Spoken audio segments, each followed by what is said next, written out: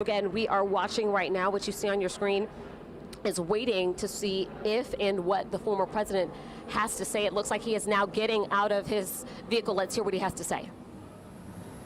Thank you very much for being here. I really believe this is a very sad day for America. This should never happen.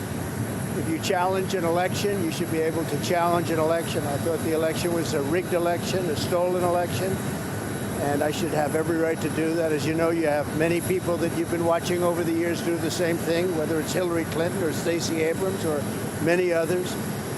When you have that great freedom to challenge, you have to be able to, otherwise you're going to have very dishonest elections. What has taken place here is a travesty of justice. We did nothing wrong. I did nothing wrong, and everybody knows it. I've never had such support, and that goes with the other ones too. What they're doing is election interference. They're trying to interfere with an election. There's never been anything like it in our country before. This is their way of campaigning.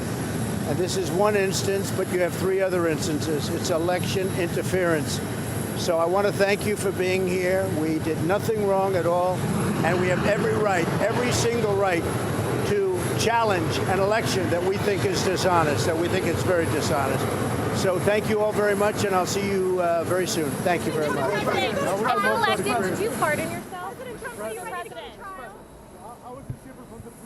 And there are those comments from the former President Donald Trump as he begins the trek back to New Jersey after turning himself in here in Fulton County at the Fulton County Jail after the indictment by Fulton County District Attorney Fani Willis. The former president saying it's a sad day for America, saying that this should never have happened.